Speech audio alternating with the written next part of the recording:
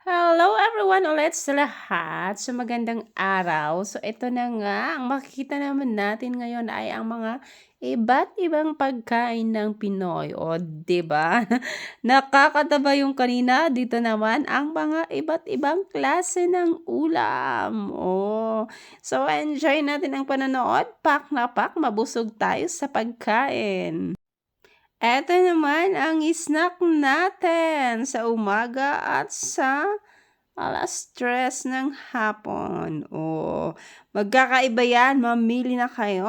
May buko pie, dito naman drinks. Of course, hindi mawawala ang mga juice sa pagkain.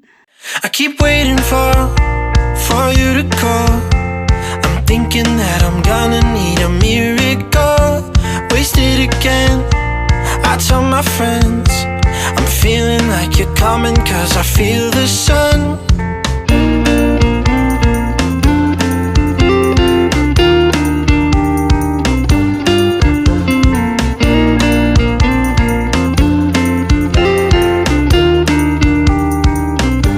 I'm waiting for the special.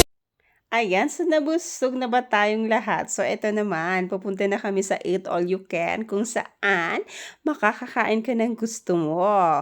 Ang bayad lang po dito is merong 399 at saka 299. So eto na nga, papasok na kami sa Magsaysay, Baguio City lang po ito. Entrance yung kanina, tapos bababa ka lang dito. Ayan. So, pababa na. Tingnan natin yung mga food need din nila dito.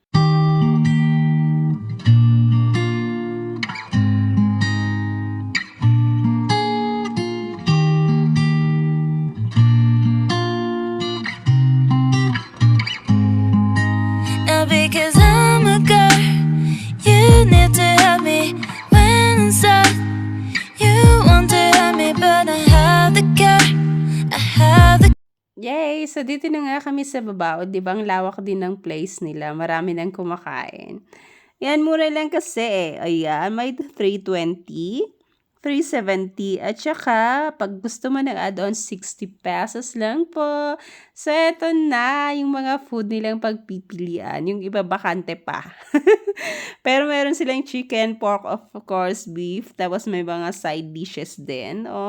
Sa punta na kayo dito. Pag napadpad kayo, pasyal na dito. Mura lang, pero marami kang pagpipilian. So, ayan, luto na tayo!